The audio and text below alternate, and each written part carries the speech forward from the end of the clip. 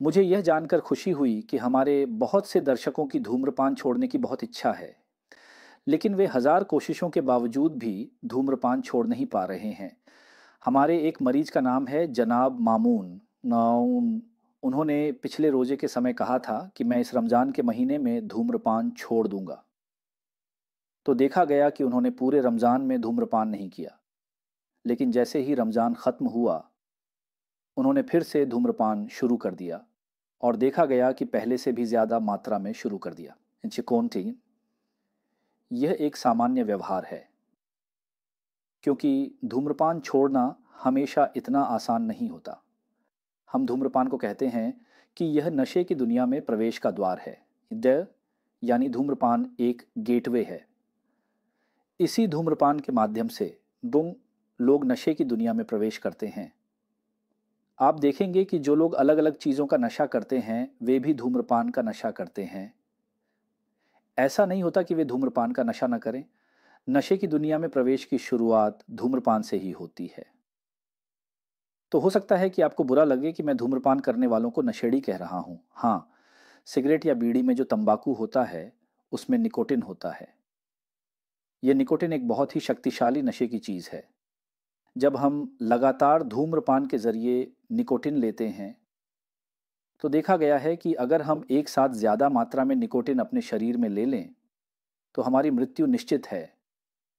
तो दर्शकों, आपने पूछा है कि मैं यह धूम्रपान कैसे छोड़ सकता हूँ। डिमुन, अलग अलग देशों में धूम्रपान छोड़ने के लिए अलग अलग व्यवस्थाएं हैं। उनके स्वास्थ्य मंत्रालय या स्वास्थ्य से संबंधित जो अथॉरिटी है उनके माध्यम से ये व्यवस्थाएं चलाई जाती हैं। पास, लेकिन बांग्लादेश में ऐसी कोई अथॉरिटी या मंत्रालय अभी तक शुरू नहीं हुआ है।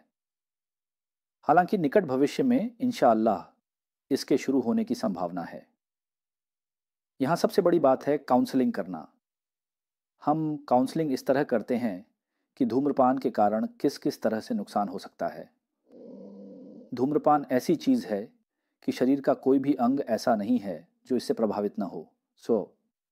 हमारा गला, श्वास नली, फेफड़े, दिल, दिमाग, हाथ पैर, फिर पाचन तंत्र, मूत्र नली, किडनी, सभी अंग प्रभावित होते हैं। इस चैनल के शुरुआती वीडियो में ऐसा एक वीडियो है जिसमें बताया गया है कि हमारे कौन कौन से अंग धूम्रपान से प्रभावित होते हैं। अगर आप ये वीडियो बार बार सुने तो आप खुद को मोटिवेट कर सकते हैं। इसके अलावा इसका आर्थिक नुकसान भी बहुत महत्वपूर्ण है। हम देखते हैं कि एक रिक्शा चालक दिन भर कड़ी मेहनत करता है, बहुत मेहनत। वह दिन में 10 सिगरेट पीता है और 10 सिगरेट खरीदने में उसका 100 रुपये से ज़्यादा खर्च हो जाता है और महीने में देखा जाए तो वह 3,000 रुपये सिर्फ धूम्रपान पर खर्च कर देता है कुंभोन मौन। जबकि अगर वह यह पैसा बचा ले तो अच्छा खाना खा सकता था।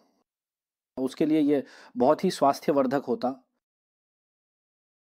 मरारा काय भी ना उका चैची ओलेगे ने सका कांडिकिर कजर लिनिसदी पोपी अमादा शुल्दे बिमना रखा मिसेप्ता टोली है। अमादा शुल्डे बिमना रखा मिसेप्ता टोली है।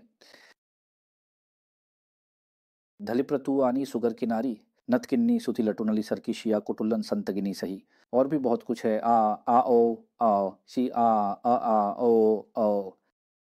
कई कारणों से श्रीमान इसमें चोरी का डर है। हम जितना भी कहें वेट ड्राल सिंड्रोम, भले ही कई बार समझाया जाए किसी न किसी वजह से वेट ड्राल सिंड्रोम, इससे पेट में दर्द होता है, भाषा में भी बोझ सा लगता है। आखिर में कहते हैं कि अगर धूम्रपान न करूं तो मेरी पेट साफ नहीं होती। धूम्रपान करने के बाद खाने की रुचि नहीं रहती, शरीर में अजीब सा महसूस होता है, अकेले हो जाते हैं। ऐसे लक्षणों को हम लोग चिकित्सकीय रूप से धूम्रपान विथड्रॉल कहते हैं। अब सवाल है कि इस विथड्रॉल को कैसे कम किया जाए। सबसे पहले यह एक बीमारी है और धूम्रपान छोड़ने के कारण यह बीमारी होती है, जिससे छुटकारा पाने के लिए हमें डॉक्टर की सलाह लेनी चाहिए। इसमें निकोटिन गम, शरीर में दवा, डॉक्टर की सलाह की ज़रूरत होती है।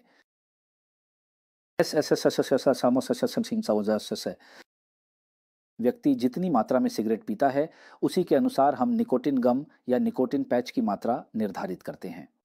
यानी जब उसे धूम्रपान करने की इच्छा होती है तो हम सलाह देते हैं कि वह निकोटिन पैच या निकोटिन गम आदि का इस्तेमाल करे ताकि आपको विथड्रॉल सिंड्रोम ना हो।